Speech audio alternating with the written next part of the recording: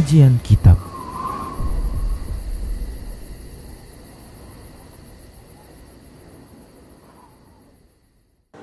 Assalamualaikum warahmatullahi wabarakatuh. Innal hamdalillah nahmaduhu wa nasta'inuhu wa nastaghfiruh.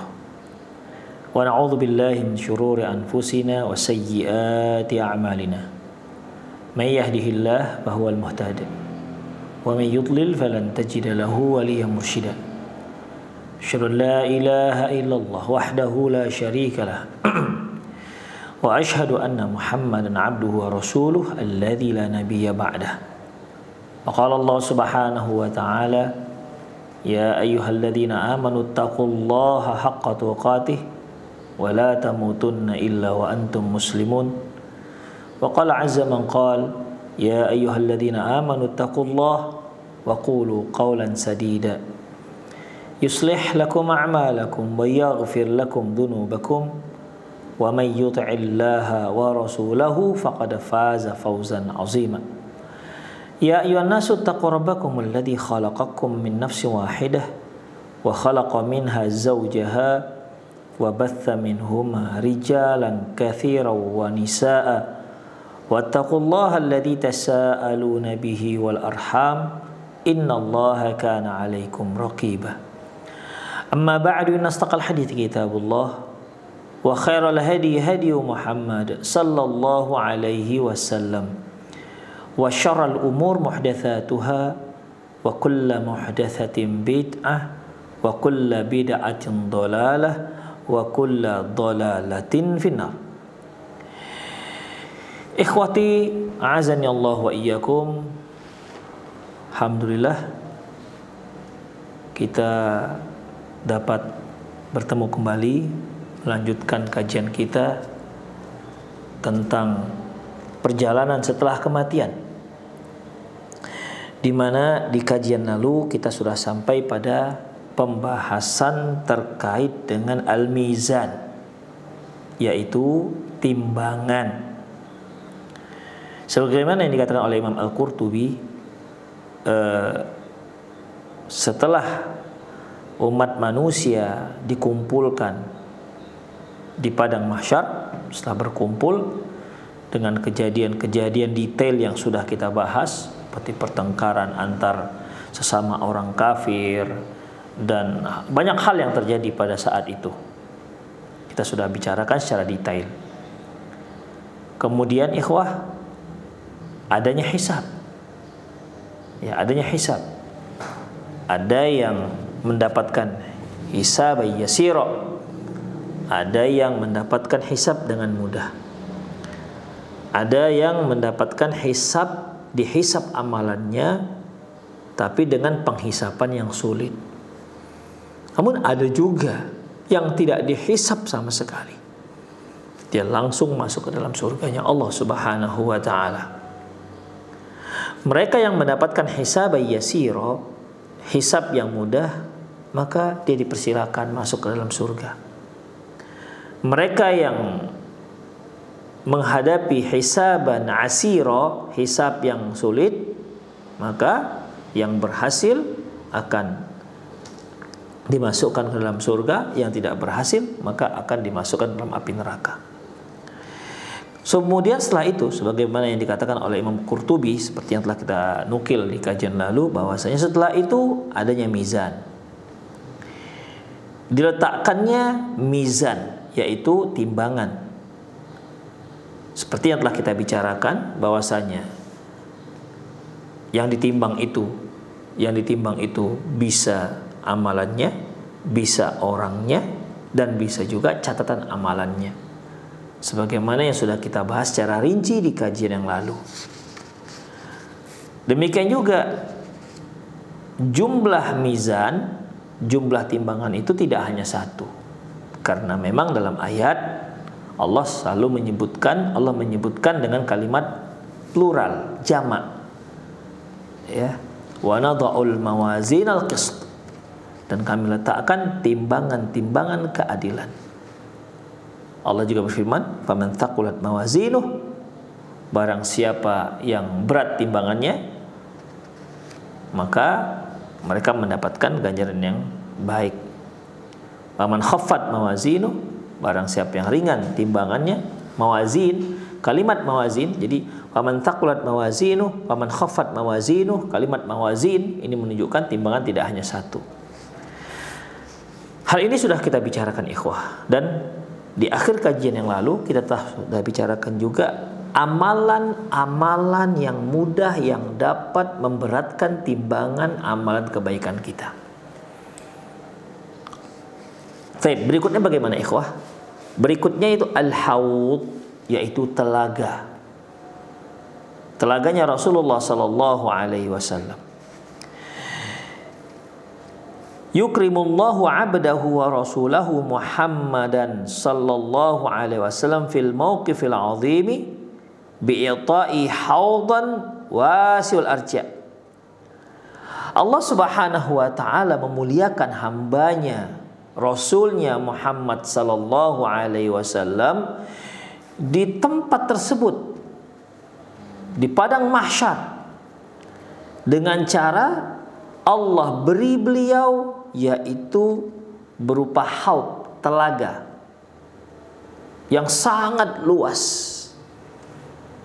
Saya ulangi bahwasanya di padang mahsyar nanti ikhwah, ya, di akhirat nanti Allah Subhanahu wa taala akan memberi kepada Rasulullah sallallahu alaihi wasallam, Allah akan memberi Rasulullah sallallahu alaihi wasallam sebuah telaga yang sangat luas. Ma'uhu abyadu minal laban. Airnya lebih putih ketimbang susu. Wa ahla minal asal, dan lebih manis daripada madu. Wa rihuhu atyabu minal misk, dan aromanya, aroma wanginya lebih wangi ketimbang aroma kasturi. Artinya apa namanya? Dia memiliki air telaga ini memiliki kriteria air minum yang paling disukai oleh penduduk dunia. Ikhwah, ya semua kita suka susu, semua kita suka dengan madu. Demikian ikhwah, azallahu wa iyyakum. Demikian juga ya aroma minuman yang wangi. Ya tentunya tidaklah memang di dunia ini kalau kita katakan kita nggak bisa minum kalau ada air yang baunya bau parfum, ya. Tapi maksudnya di sini adalah ya dia aroma air ini aroma yang memang menyegarkan, dan Allah katakan dan nanti Rasulullah akan sebutkan bahwasanya aromanya lebih wangi ketimbang minyak kasturi. Demikian itu bagaimana? Apa bisa orang, apa mampu orang meneguh air yang aromanya aroma parfum? Ya, itu kan pemikiran kita di dunia, karena kita membandingkan dengan parfum-parfum yang ada. Ya memang secara logikanya kalau air kita bau parfum, ya kita nggak bisa minum. Ya, kita nggak bisa minum karena aroma parfum itu bukan aroma untuk minuman. Ya seperti kalau kita beli gulai atau kita masak gulai, gulainya itu bau, misalnya bau oud misalnya, ya bau minyak cendana misalnya, ya tentu tidak menjadikan selera kita bertambah. Demikian ikhwah, ya intinya ikhwah, azanallahu wa iyyakum, ini adalah air yang sangat wangi, dan air yang wanginya wangi menyegarkan. Wanginya lebih wangi dibandingkan kasturi. Wa kizanuhu kanujubis sama. Gelas-gelasnya, cangkir-cangkirnya, bejana-bejananya itu sangat banyak, lebih banyak ketimbang bintang di langit.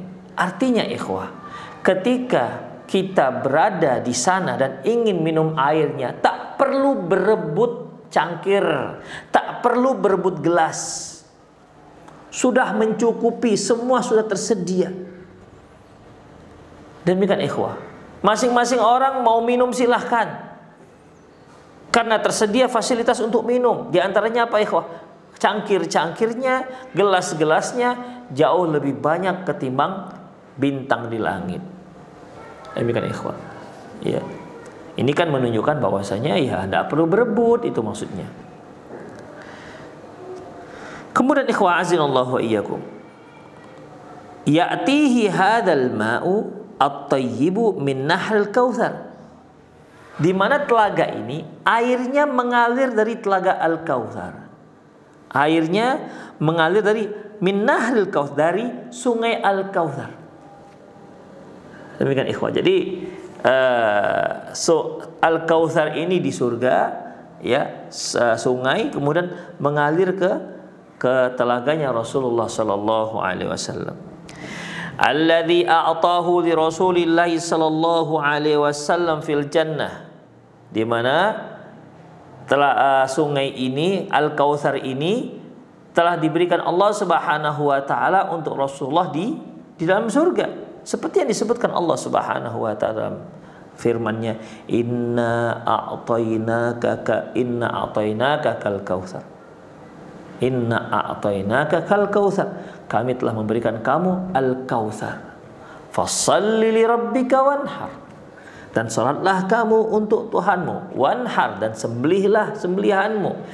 Di sini Allah Subhanahu wa taala telah menyatakan bahwa Al-Kautsar itu merupakan sungai atau telaga yang Allah berikan khusus untuk Rasulullah sallallahu alaihi wasallam.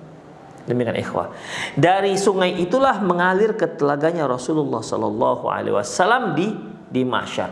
Karena ikhwah, perlu kita ingatkan lagi, posisi kita sekarang yang sedang kita bicarakan itu sebelum surga dan sebelum neraka. Jadi ikhwah, telaga ini ada di sebelum seorang itu masuk surga atau belum masuk neraka.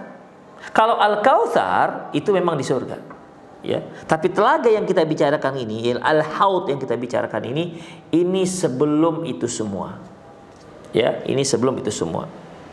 Baik, alladzi a'tahu li Rasulillah sallallahu alaihi wasallam fil jannah, di mana Al-Kautsar ini yang memang telaga atau sungai yang diberikan Allah Subhanahu wa taala, disediakan Allah Subhanahu wa taala untuk Rasulullah SAW.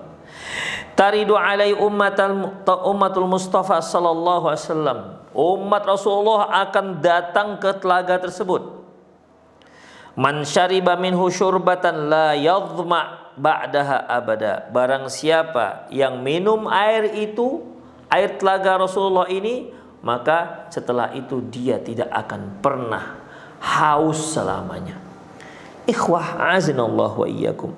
Kalau kita perhatikan sifat minuman, ya, yang kita minum di saat kita berada di dunia, ada minuman itu menyegarkan, minuman yang menghilangkan haus, ya.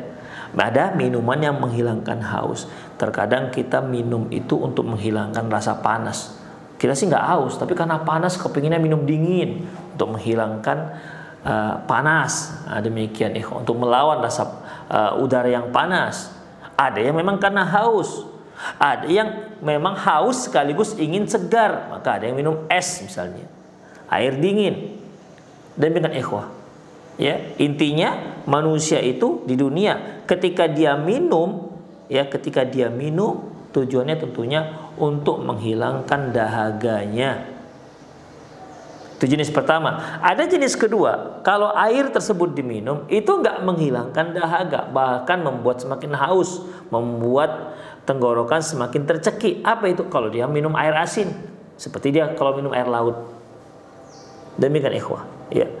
Orang kalau dia sedang dahaga kemudian dia meneguk air laut, tidak akan menghilangkan dahaganya. Itu ikhwah.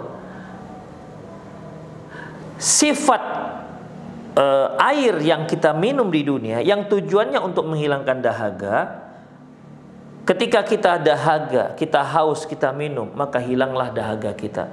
Tapi apakah dahaga tersebut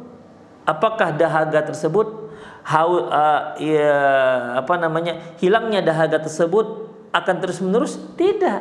Nanti beberapa jam kemudian kita haus lagi, minum lagi. Kemudian haus lagi, minum lagi. Memang begitu kita di dunia, ikhwan.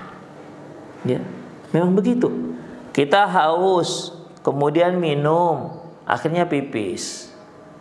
Haus lagi, minum lagi, pipis lagi. Begitu seterusnya. Seperti makanan, kita lapar.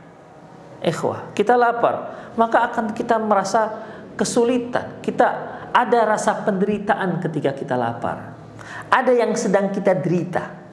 Maka kita harus berupaya untuk mengisi perut kita dengan menyantap makanan, dan makanan itu didapatkan tidak dengan begitu saja, harus ada usaha. Setelah kita berusaha dengan sedapat mungkin, alhamdulillah Allah berikan kita berupa makanan. Kemudian setelah dapat makanan, apakah sudah selesai usaha kita? Belum. Di sana masih ada penderitaan yang lain. Apa itu? Kita harus berusaha untuk memasaknya kalau dia belum masak. Kalau dia sudah matang, kita harus berusaha meletakkannya ke dalam mulut kita. Setelah masuk mulut, kita harus berusaha untuk mengunyahnya jika memang makanan tersebut perlu untuk dikunyah. Kalaupun tidak perlu dikunyah, maka silahkan untuk ditelan.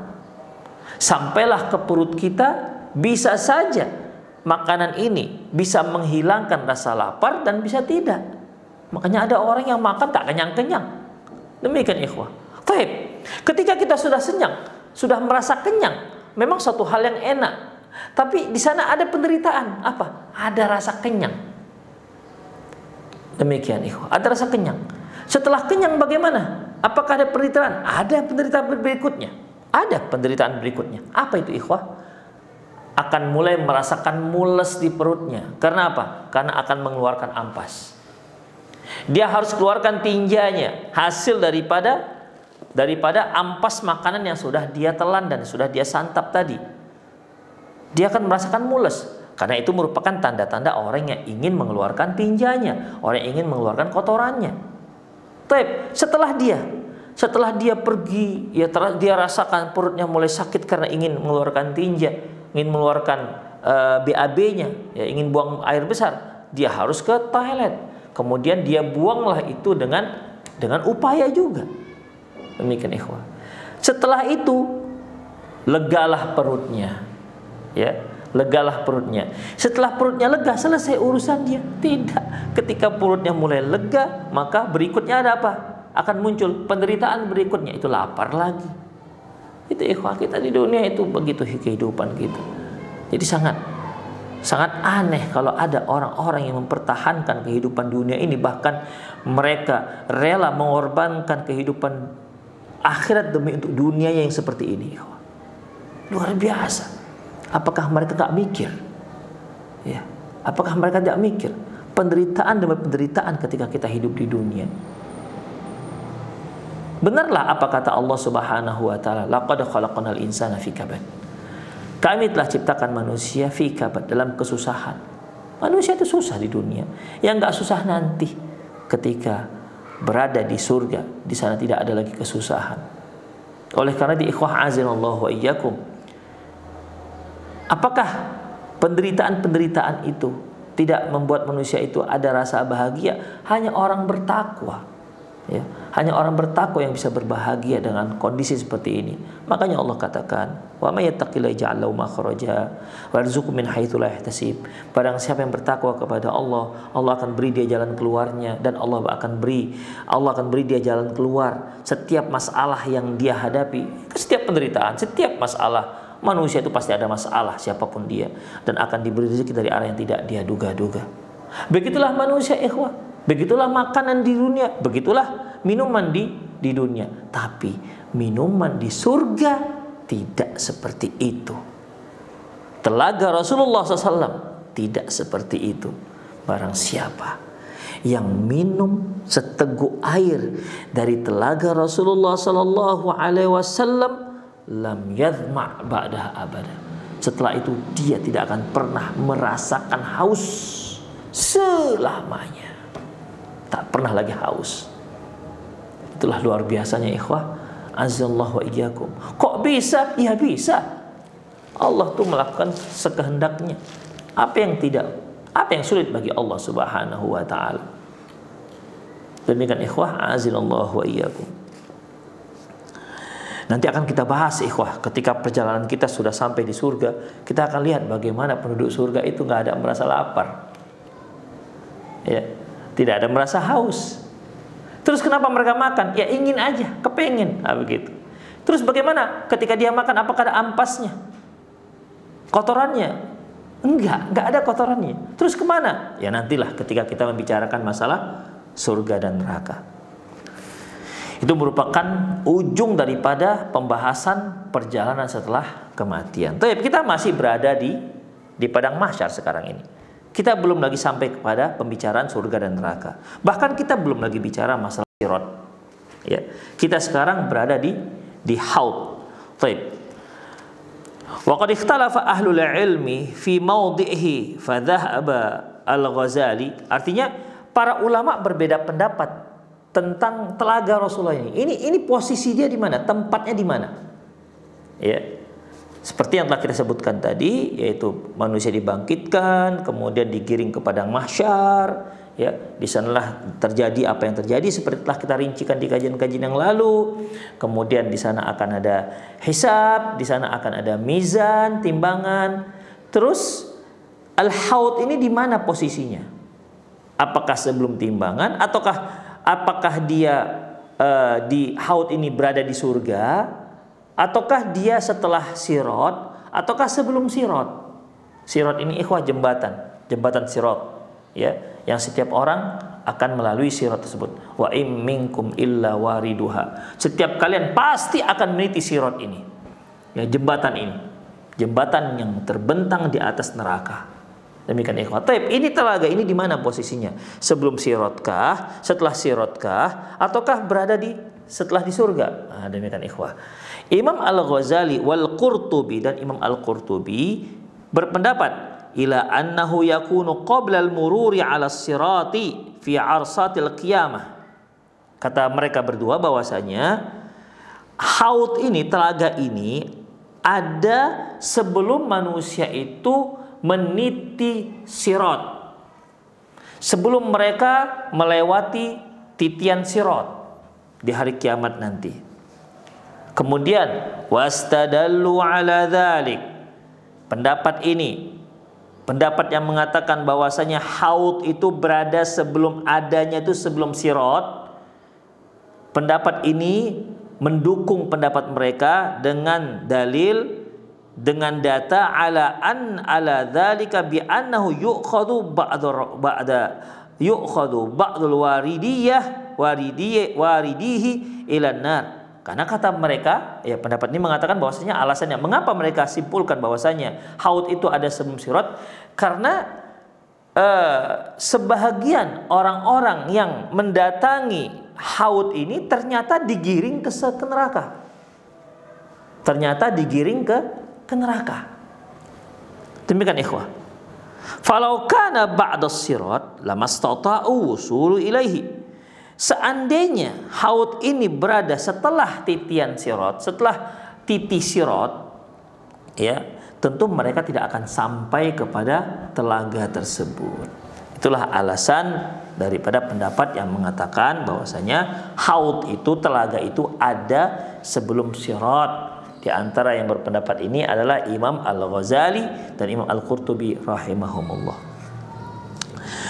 Wa ma dhahaba ilaihi al-Qurtubi arjah. Kemudian wastadhhara Ibnu Hajar anna madhhab al-Bukhari anna al-haudha yakunu ba'da sirat. Imam Al-Hafiz Ibnu Hajar Asqalani rahimahullah menjelaskan, ya, menceritakan bahwasanya Imam Al-Bukhari memiliki pendapat bahwasanya haud itu ada setelah sirat. Jadi setelah manusia meniti sirat, jembatan, ya, setelah itulah baru ada haud. Jadi bukan sebelum titian, ya. Tadi telah kita sebutkan Imam Al-Ghazali yang Qurtubi mengatakan haud dulu baru meniti sirat. Imam Al-Bukhari mengatakan enggak, meniti sirat dulu baru kemudian haud. Demikian ikhwah. Li'anna al-Bukhari ya awradal ahadits al-haud ba'da ahadits syafa'ah. Ya. Imam Ibnu Hajar menyimpulkan, Imam Bukhari berpendapat seperti ini. Jadi ikhwah, di sini ini merupakan disimpulkan oleh Al-Hafiz Ibnu Hajar. Ya. Beliau menyatakan bahwasanya sepertinya Imam Al-Bukhari berpendapat bahwa haud itu setelah titian, setelah sirat. Kenapa? Alasan Ibnu Hajar menyimpulkan bahwasanya Imam Al-Bukhari berpendapat haud itu, telaga itu berada setelah sirat, yaitu karena Imam Al-Bukhari rahimahullah mencantumkan hadis-hadis al-haud, telaga ini, setelah mencantumkan hadis-hadis syafa'ah. Jadi hadis-hadis syafa'ah, ikhwah, ya, Imam Al-Bukhari dalam kitabnya mencantumkan hadis-hadis syafa'ah. Ada berbagai macam jenis syafa'ah seperti yang telah kita pelajari. Kemudian setelah itu barulah beliau mencantumkan hadis-hadis yang terkait dengan haud. Dari sinilah Ibnu Hajar menyimpulkan sepertinya Imam Al-Bukhari menyatakan bahwasanya haud itu, telaga itu berada setelah sirat. Wa ahaditsun nasabis sirat, dan setelah hadis-hadis sirat. Nah, demikian ikhwah, ya. Jadi sekali lagi ikhwah, saya ulangi bahwasanya mengapa Ibnu Hajar menyimpulkan bahwa Imam Al-Bukhari menyatakan haud ataupun telaga itu berada setelah sirat, karena beliau mencantumkan hadis-hadis terkait dengan haud ini setelah beliau mencantumkan hadis-hadis tentang syafa'ah dan hadis-hadis tentang sirat. Jadi hadis-hadis tentang syafa'ah dan tentang sirat dulu beliau cantumkan, baru berikutnya beliau mencantumkan hadis tentang haud. Allahu a'lam bishawab. Baik. Jadi bagaimana? Penulis menyebutkan, wa ma dhahaba ila al-Qurtubi arjah. Pendapat yang dipegang oleh Imam Al-Qurtubi itu yang lebih kuat. Wa qad ista'rada Ibnu Hajar adillatul fariqaini fi Kitabil Qayyim Fathul Bari. Sungguhnya bahwa Imam Al-Hafiz Ibnu Hajar Asqalani telah mencantumkan, memaparkan dalil-dalil dari kedua pendapat ini dalam kitabnya yang sangat baik, yaitu kitab Fathul Bari. Demikian ikhwah, azinallahu wa iyyakum. Itulah terkait dengan masalah terkait dengan haud, ya, dengan haud, bahwasanya haud itu sebagaimana diriwayatkan oleh Imam Al-Qurtubi dan juga dipegang oleh penulis kitab ini, bahwasanya haud itu bukan setelah sirat tapi sebelum sirat. Telaga itu sebelum sirat, bukan setelah sirat. Demikian, Allahu a'lam bishawab. Baik. Apa saja hadis-hadis yang terkait dengan haud? Hadis-hadis yang menceritakan tentang haud, tentang telaga Rasulullah ini. Karena sekali lagi konsep kita mempelajari perjalanan setelah kematian ini, di mana setiap kita menyebutkan satu informasi harus ada dalilnya, karena ini merupakan perkara gaib, ya, yang tidak ada yang mengetahui kecuali hanya Allah Subhanahu wa taala. Hatta Rasulullah pun nggak tahu. Terus dari mana Rasulullah tahu? Rasulullah tahunya diinfokan oleh Allah Subhanahu wa taala. Demikian ikhwah, rahimani Allah wa iyyakum. Taib. Termasuk haud, termasuk perkara telaga. Telaga ini juga masalah gaib. Ya, nanti terjadinya setelah hari kiamat. Ya, setelah hari kiamat, setelah hari dibangkitkannya seluruh umat manusia, dikumpulkannya manusia, disitulah nanti akan adanya haud, kisah haud ini. Makanya ikhwah, ketika kita bicara tentang haud ini, mengenai detailnya, tadi telah kita katakan bahwasanya airnya lebih putih ketimbang susu, lebih manis ketimbang madu, dan lebih wangi ketimbang minyak kasturi. Apakah hal ini, poin-poin ini ada dalilnya? Bahkan di sana akan disediakan cangkir-cangkir, gelas-gelas yang jumlahnya jauh lebih banyak ketimbang bintang di langit. Apakah ini ada dasarnya? Mari kita lihat apa dasarnya. Al-ahadithul waridatu fil haudi mutawatirah. Hadis-hadis yang menceritakan tentang telaga itu hadis yang mutawatir. Hadis mutawatir ini hadis yang memang setiap tabaqah itu diriwayatkan oleh banyak perawi. Dari mulai tabaqah sahabat, tingkatan sahabat.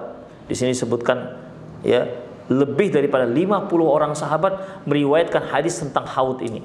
Demikian juga para tabi'in yang meriwayatkan dari sahabat, demikian juga tabi'in, ya. Sehingga hadis ini saking banyaknya yang meriwayatkan hadis terkait dengan haud ini, ya, jadilah hadis ini hadis mutawatir, ya.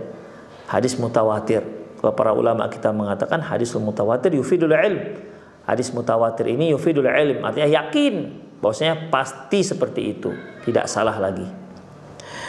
La syakka fi tawaturiha inda ahli ilm, dan tidak diragukan lagi bahwasanya hadis haud itu adalah hadis mutawatir, dengan artian para ulama sepakat bahwasanya hadis yang terkait dengan haud ataupun hadis yang terkait dengan telaganya Rasulullah SAW nanti di hari kiamat, itu hadisnya sudah sepakat para ulama bahwasanya hadis-hadis ini sudah mencapai derajat al-mutawatir, sampai derajat pada at-tawatur.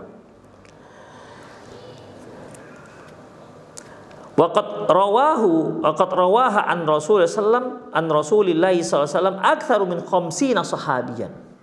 Karena yang meriwayatkan hadis haud atau telaga ini lebih daripada 50 para sahabat. Bayangkan ikhwah.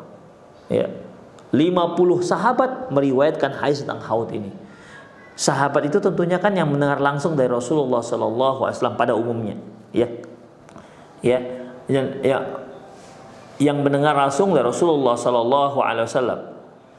Yang bawahnya tabi'innya ya tentu minimal sejumlah sahabat itu juga. Nah, demikian ikhwah rahimanallah wa iyyakum. Wa qad dzakara Ibnu Hajar asma'a ruwatil ahadisihi minas sahabah. Bahkan Al-Hafiz Ibnu Hajar Asqalani menyebutkan nama-nama para sahabat yang meriwayatkan hadis ini. Ya, disebutkan yang 50 disebutkan semuanya oleh Al-Hafiz Ibnu Hajar. Wa nahnu nasuqu huna ba'd hadhil ahadits allati awradaha al-Khatib At-Tabrizi fi Mishkatihi, dan kita akan cantumkan sebahagian hadis-hadis ini, ya, kita akan sebutkan sebagian hadis-hadis ini sebagaimana yang disebutkan oleh Al-Khatib At-Tabrizi dalam kitab beliau Al-Mishkat. Taib. Satu hadisnya yaitu an Abdullah bin Amr, dari Abdullah bin Amr, qala, dia berkata, qala Rasulullah sallallahu alaihi wasallam, Rasulullah sallallahu alaihi wasallam bersabda, haudi masirata syahrin, telagaku itu luasnya seluas perjalanan sebulan. Bayangkan ikhwah, telaga tapi luasnya itu perjalanan sebulan. Luar biasa itu, ya. Tentunya perjalanan orang dahulu. Perjalanan orang dahulu ya pakai naik unta biasanya. Baik. Ketika seorang mengendarai unta selama sebulan, dari titik A dia bergerak unta ini selama sebulan sampai ke titik B. Itulah luasnya telaga Rasulullah SAW. Haudi masiratu syahrin. Telagaku luasnya seluas sebulan perjalanan. Wa zawayahu sawaun, di mana semua sisinya sama. Ya. Semua sisinya sama. Artinya ikhwah, kalau di sana ada sisi bagian timur, ada bagian barat, ada bagian utara, ada bagian selatan, berarti ya, kalau dikatakan semua sisinya sama, berarti telaga beliau itu sisi sebelah selatannya lebarnya sejauh perjalanan sebulan. Demikian juga bagian utaranya, demikian juga bagian timurnya, demikian juga bagian baratnya. Demikian ikhwah. Itu kalau dia dikiaskan di dunia. Di akhirat nanti kita nggak tahu apakah ada timur atau barat. Tapi intinya, kalau haudnya Rasulullah, telaganya Rasulullah itu berada di dunia ini, maka semua sisinya itu lebarnya sama, yaitu sejauh perjalanan sebulan. Ma'uhu abyadu minal laban, di mana air telaganya ini itu lebih putih ketimbang susu. Warihuhu atyabu minal misk, dan aroma wanginya lebih wangi ketimbang aroma wangi minyak kasturi. Wa kizanuhu kanujubis sama, cangkir-cangkirnya yang tersedia, gelas-gelasnya, bejana-bejana yang digunakan untuk minum, itu disediakan di setiap posisi, di setiap sisi, di semua sisi telaga ini. Itu jumlahnya sangat banyak, lebih banyak ketimbang bintang di langit. Demikian ikhwah. Artinya ya kita di dalam bahasa Indonesia untuk menyatakan suatu hal yang tidak terhitung jumlahnya, ya, tidak terhitung jumlahnya, maka disebutkan lebih banyak ketimbang bintang di langit. Seperti misalnya terkadang ungkapan ini disebutkan ya lebih banyak daripada rambut misalnya, atau bulu yang tumbuh di kulit suatu hewan. Itu menunjukkan banyaknya jumlahnya. Walaupun misalnya kalau dikatakan apakah bisa bintang dihitung, bisa aja ikhwah. Ya. Selama seorang masih mau menghitung bisa aja. Seperti rambut kita ini, bisa nggak dihitung? Ya kalau dia mau rajin hitungnya satu-satu bisa. Entah kapan selesainya dia hitung, intinya pasti bisa dihitung. Ya. Tapi ketika seorang menyebutkan saking banyaknya, maka saking banyaknya sulit untuk dihitung, walaupun bisa dihitung, sulit untuk dihitung, maka disebutkanlah sebanyak bintang di langit, lebih banyak ketimbang bintang di langit dan lebih banyak daripada rambut di kepala. Demikian ikhwah. Ya, ini menunjukkan bahwasanya banyaknya gelas-gelas yang disediakan Allah Subhanahu wa taala di sisi telaga ini, sehingga setiap kaum muslimin yang datang maka dia dengan mudah untuk meminum airnya. Kemudian ikhwah, yashrabu minha fala man yashrabu minha fala yadhma abada. Barang siapa yang minum air telaga ini, maka dia tidak akan pernah lagi haus selamanya. Muttafaqun alaih. Hadis ini diriwayatkan oleh Imam Bukhari dan Muslim. Jadi di sini ikhwah ada beberapa sifat daripada telaganya Rasulullah. Yang pertama yaitu luasnya dari semua sisi itu seluas sebulan perjalanan. Kemudian airnya lebih putih ketimbang air susu. Kemudian aromanya lebih wangi, ya, aromanya lebih wangi daripada minyak kasturi. Kemudian apalagi jumlah gelas-gelas yang Allah sediakan itu lebih banyak ketimbang bintang di langit. Kemudian barang siapa yang minum maka tidak akan pernah haus selamanya. Jadi kalau kita hitung tadi 1, 2, 3, 4, 5, ya, 5. Kita hitung lagi. Yang pertama, luasnya itu seluas sejauh sebulan perjalanan. Yang kedua, airnya lebih putih ketimbang air susu. Kemudian wanginya lebih wangi ketimbang wangi minyak kasturi. Kemudian disediakan di sana bejana lebih banyak ketimbang bintang di langit. Kemudian yang minum tidak akan pernah haus selamanya. Taib. Jadi ada 5 yang disebutkan dalam hadis ini. Di hadis yang kedua, an Abi Hurairah radhiyallahu anhu qala, dari Abi Hurairah radhiyallahu anhu qala, dia berkata, qala Rasulullah sallallahu alaihi wasallam, Rasulullah sallallahu alaihi wasallam bersabda, inna haudi ab'adu minal ailah minal adan. Bahwasanya telagaku itu luasnya seperti antara Ilah dengan Aden.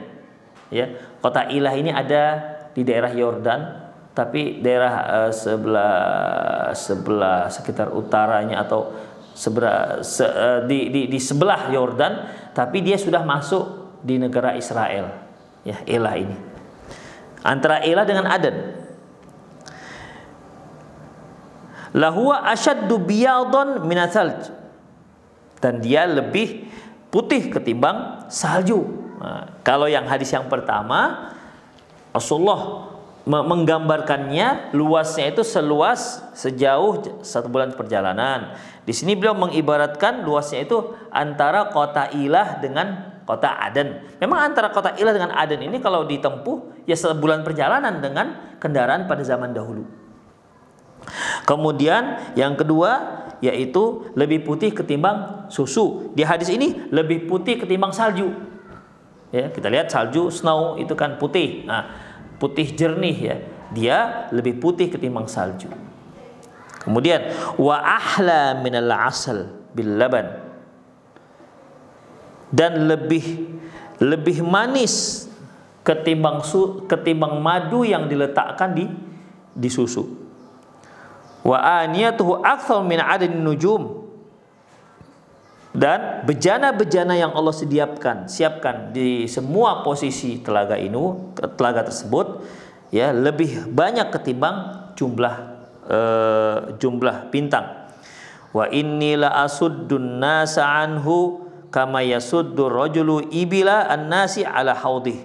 Dan aku akan menghalang-halangi manusia sebagaimana seseorang menghalang-halangi orang lain, menghalang-halangi unta orang lain. Begini ikhwah. Ya, maksudnya dahulu itu banyak orang-orang yang punya ternak, apakah ternak unta ataukah ternak domba. Dan pada umumnya ada tempat-tempat yang digunakan untuk minum binatang ternak. Ya, sebagaimana yang sudah kita fahami, yang sudah kita ketahui bersama bahwasanya dahulu itu kan mengembalakan unta. Artinya unta itu tidak hanya berada di kandang, dia berada di luar kandang, dibawalah ke tempat-tempat yang ada makanannya, yang ada rumputnya. Ya, demikian juga domba terus digembalain. Ketika makanan di satu tempat itu sudah habis, dia akan digembalai di tempat yang lain. Sehingga dia makan di sana. Jadi bukan dikandangi seperti kita sekarang. Demikian ikhwah. Untuk ini semua biasanya ada satu tempat di situ berkumpulnya air.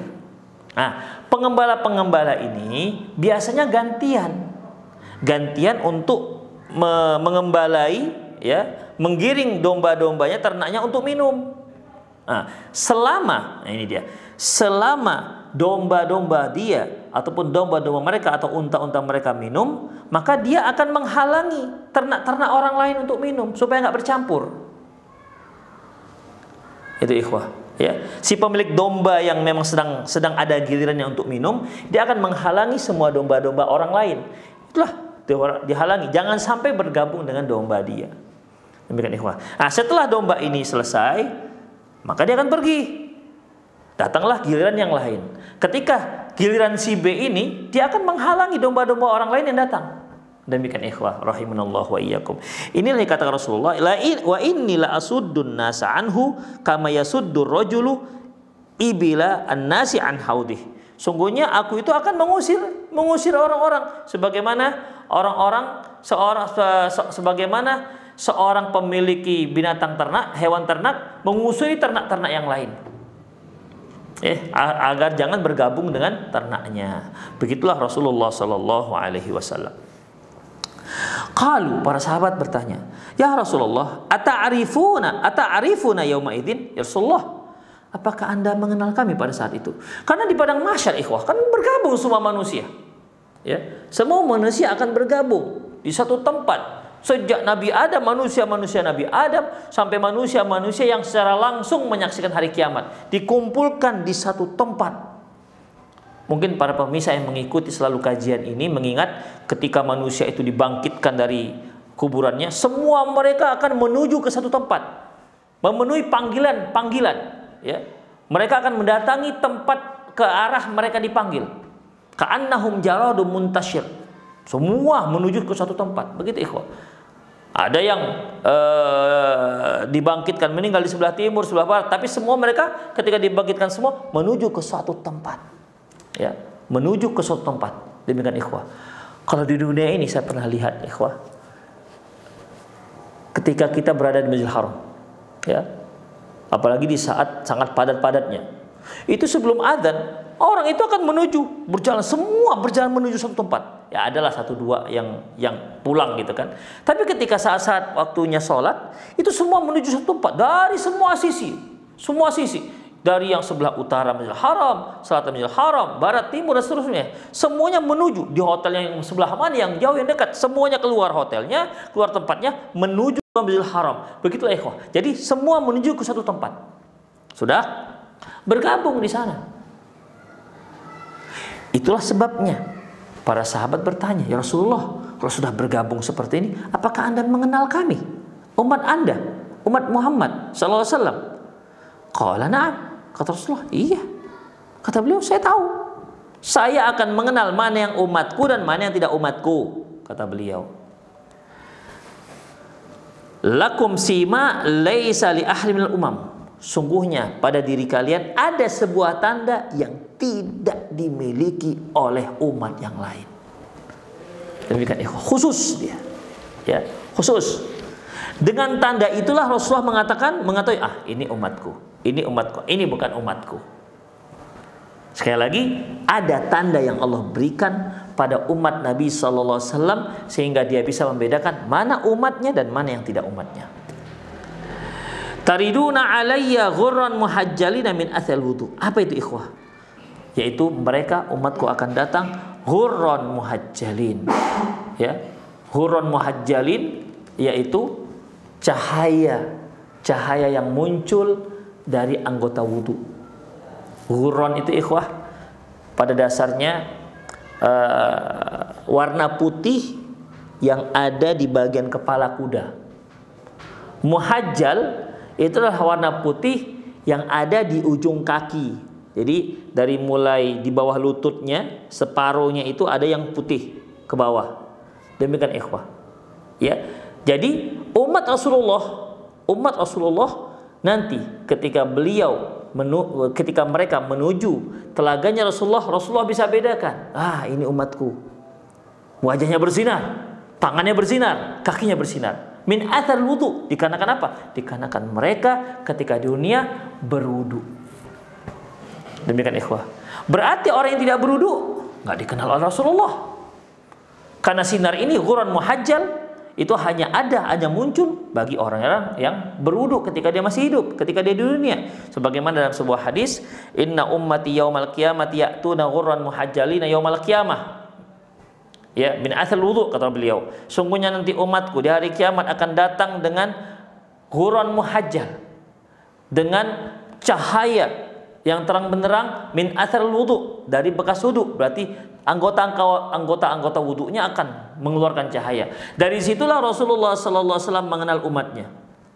Oh, jadi wudu saja, nggak sholat nggak apa-apa? Tentu tidak demikian, ikhwah. Kalau sudah orang berwudu, tentunya sholat. Nggak akan ada orang yang rajin wudu tapi nggak sholat. Itu merupakan sebuah kelaziman. Orang umumnya berwudu untuk sholat. Demikian ikhwah. Ya, umumnya berwudu untuk sholat. Jadi bukan berarti kalau begitu agar Rasulullah tahu umatnya mana yang tidak, dikarenakan berwudu, ya sudah kita wudu saja, tidak usah sholat. Enggak begitu maksudnya ikhwah. Azallahu wa iyyakum. Ini merupakan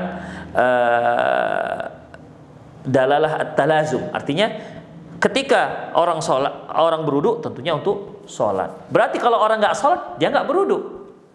Demikian ikhwah, azallahu wa iyyakum.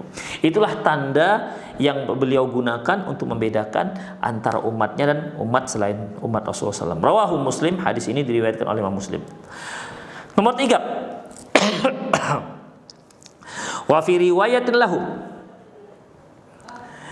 Masih diriwayatkan oleh Imam Muslim an Anasin radhiyallahu anhu, dari Anas radhiyallahu anhu qala, beliau berkata, tara fihi abariqudz dzahab wal fiddah ka'adadin nujumis sama. Ya, turo fihi abariqudz dzahab wal fiddah ka'adadil nujumis sama. Akan terlihatlah di sana ceret-ceret yang terbuat dari emas dan perak yang jumlahnya seperti jumlah bintang di langit. Demikian ikhwah. Kalau di sini disebutkan yaitu kizanuh, ya, kizan. Kalau di sini disebutkan abarik, kizan itu bejana-bejana, abarik itu ceret-ceret. Ya, kita bisa lah membedakan mana yang ceret, mana yang gelas ataupun cangkir. Itu ikhwah. Berarti di sana juga ada ceret. Demikian. Ya digunakan untuk peralatan minum. Nomor 4, wa fi ukhra lahu, masih diriwayatkan oleh Imam Muslim di riwayat yang lain, an Thauban. Jadi ikhwah, Imam Muslim meriwayatkan dari Abi Hurairah, beliau juga meriwayatkan dari Anas bin Malik, beliau juga meriwayatkan dari Thauban. Qala, dia berkata, su'ila an syarabih, bahwasanya beliau ditanya tentang minumnya.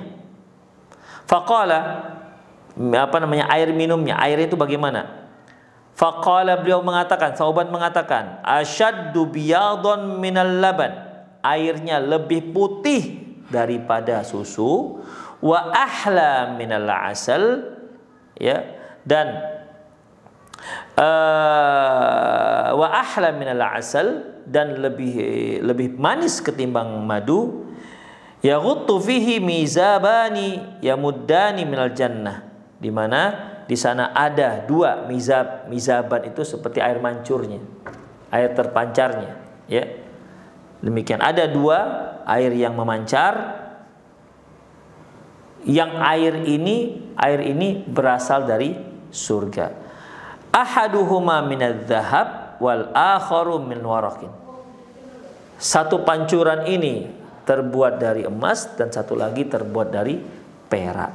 Itulah ikhwah, ada 4 hadis yang disebutkan oleh penulis, ya, terkait dengan haud ini. Itu penulis, ya, Syekh Dr. Umar Sulaiman, ya, bahwasanya telaga Rasulullah SAW itu disebutkan beliau secara detail bagaimana sifatnya, bagaimana ciri-cirinya.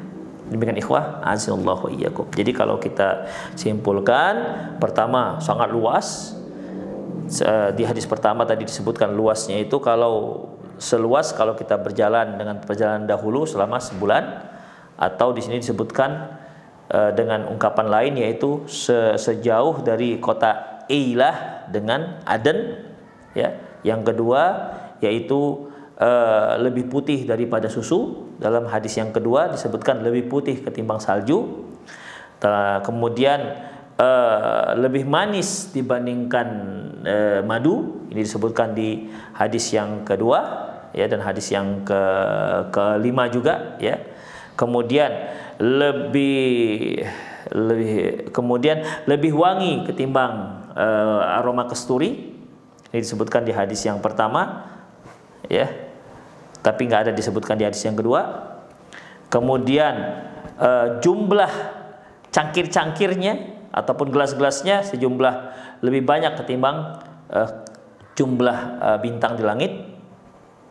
Kalau dalam hadis yang ketiga disebutkan bukan hanya disebutkan ada ceret, malahan yang ceret-ceretnya itu lebih banyak ketimbang bintang di langit. Berarti ada 5, ya.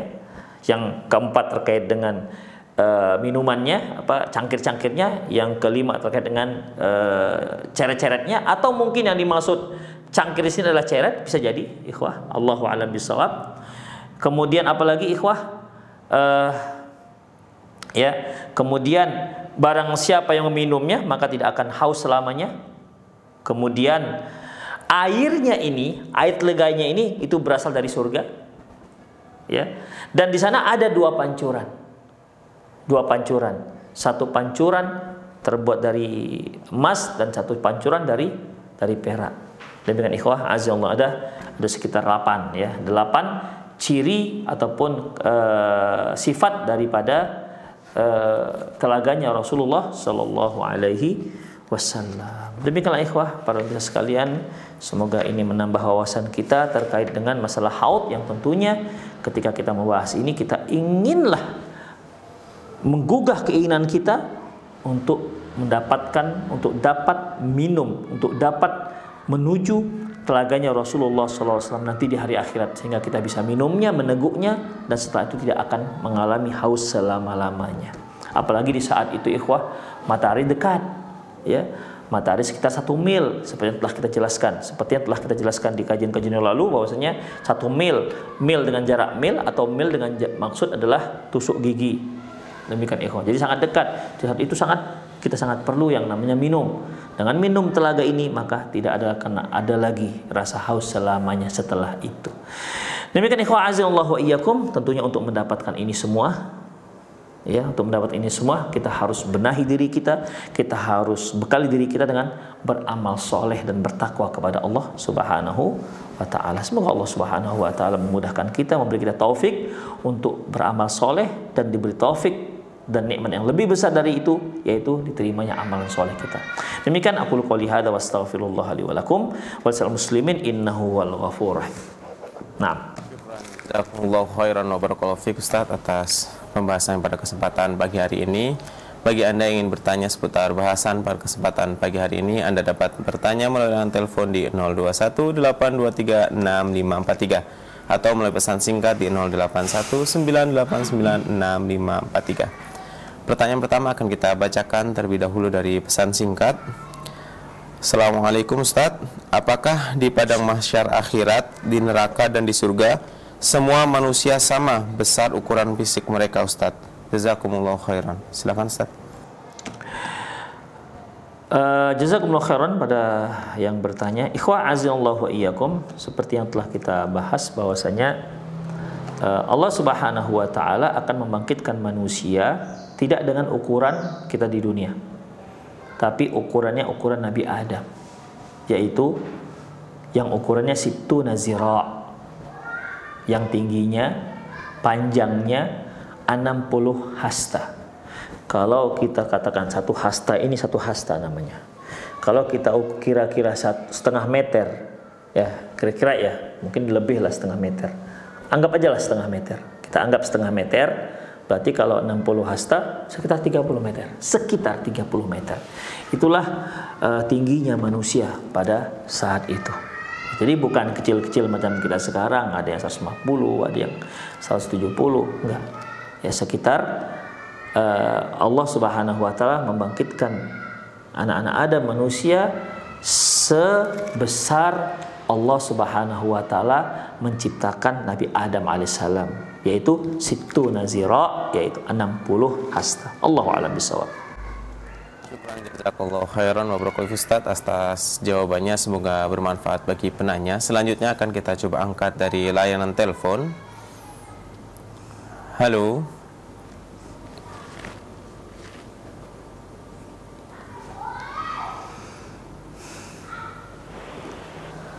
Halo.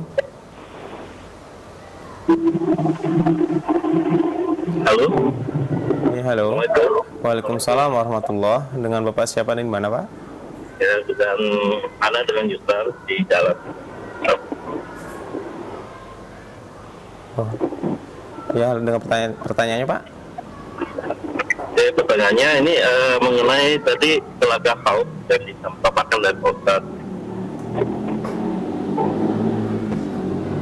Ya, bagaimana Pak? Amalan apa Pak Ustaz untuk mendapatkan apa namanya nih telaga haus yang dipaparkan tadi oleh Pak Ustaz? Oh, baik. Demikian. Jazakumullah khairan. Baik. Amalan apa saja Ustadz yang bisa kita lakukan untuk mendapatkan telaga haud tersebut Ustadz? Silakan Ustadz. Amalan apa saja yang bisa kita lakukan agar kita mendapatkan telaga haud itu? Allahu a'lam bishawab. Saya tidak mengetahui adanya amalan khusus, ya. Allahu a'lam bishawab. Saya tidak tahu apa amalan khusus, karena ketika kita mengkaitkan satu amalan khusus dengan ganjaran khusus, itu hanya bisa kita simpulkan dengan dalil, dengan hadis Nabi SAW. Tapi sekarang saya nggak tahu, ya, tidak mengetahui, Allahu a'lam, adanya amalan khusus untuk mendapatkan telaga tersebut. Namun secara global, yaitu amalan-amalan soleh apa saja meningkatkan ketakwaan kita, itu merupakan amalan yang insya Allah akan memberikan kita peluang besar untuk mendekatkan diri kita, untuk membuat kita dapat datang dan meminum ke telaganya Rasulullah Sallallahu Alaihi Wasallam.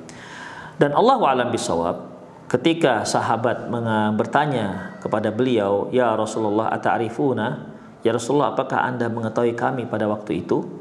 Beliau mengatakan bahwasanya tahu bahwasanya dari Ghurran Muhajjal yang setelah kita jelaskan tadi. Ya. Mungkin Allahu a'lam bishawab dari disinggungnya oleh beliau tentang Ghurran Muhajjal, adanya sinar di anggota-anggota wudu, sepertinya Allahu a'lam bishawab ini terkait dengan sangat besar kaitannya dengan salat. Karena beliau sallallahu alaihi wasallam, kalau ada seorang yang tidak memiliki Ghurran Muhajjal, yang tidak memiliki sinar di anggota wudunya, itu dihalangi oleh Rasulullah, nggak boleh masuk, ya, nggak boleh minum telaga beliau. Demikian ikhwah azinallahu wa iyyakum. Ya, secara implisit bisa kita simpulkan Allahu alam bahwasanya dengan memperbanyak sholat, dengan mempertahankan wudu, ya, memperbanyak sholat dengan tetap berwudu sebagaimana dilakukan oleh Bilal juga, ya, beliau setiap kali wudunya batal beliau berwudu lagi, kemudian beliau sholat, ya.